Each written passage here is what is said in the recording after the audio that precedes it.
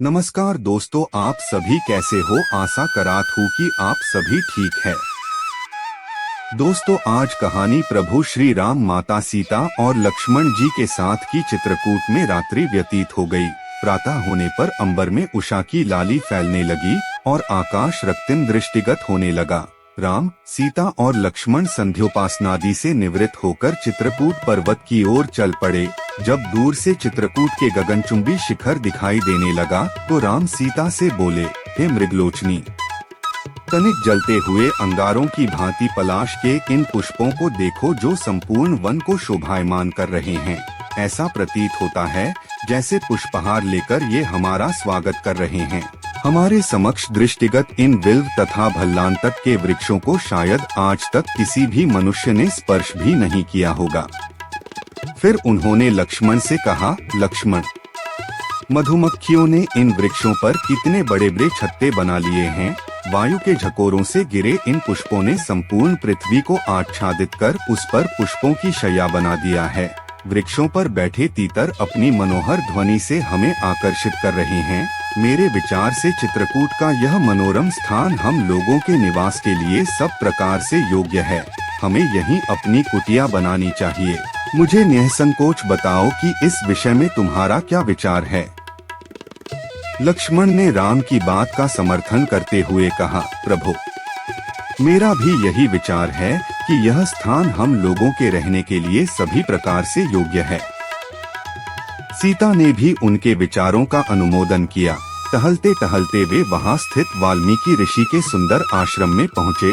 राम ने उनका अभिवादन किया और अपना परिचय देते हुए बताया कि हम लोग पिता की आज्ञा से वन में 14 वर्ष की अवधि व्यतीत करने के लिए आए हैं।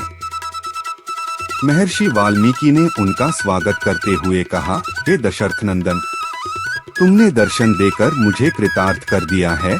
जब तक तुम्हारी इच्छा हो तुम इस आश्रम में निवास कर सकते हो। तुम वनवास की पूरी अवधि यहीं रहकर व्यतीत कर सकते हो, क्योंकि यह स्थान सर्वथा तुम्हारे योग्य है। आतिथ्य के लिए आभार प्रकट करते हुए राम ने ऋषि वाल्मीकि से कहा, निसंदेह यह सुरमय वन मुझे, सीता और लक्ष्मण तीनों को ही पसंद है, किंतु यहाँ निवास करके मैं आपकी तपस्या में किसी प्रकार का विघ्न उत्पन्न नहीं करना चाहता। हम लोग निकट ही कहीं पर्णकुटी बनाकर निवास करेंगे। फिर उन्होंने लक्ष्मण से कहा, भैया, तुम वन से मजबूत लकड़ियाँ काट कर ले आओ। हम इस आश्रम के पास ही कहीं कुटिया बनाकर निवास करेंगे।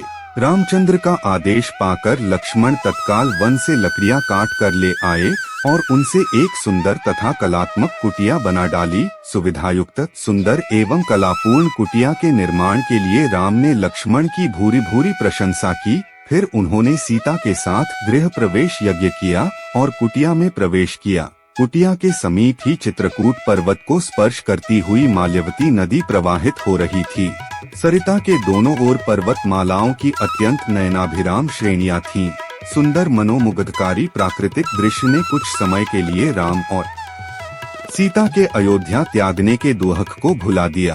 भांति भांति के पक्षियों की मनोहारी स्वर लहरियों को सुनकर और अनेकों रंग के पुष्पों से आच्छादित लताओं विटपों को देखकर सीता को प्रतीत हुआ कि इस निर्जन वन में वह राजमहल से भी अधिक सुखी है। दोस्तों, आपको यह पसंद आया, हमारे चैनल को सब्सक्राइब करें और लाइक भी करें। धन्यवाद।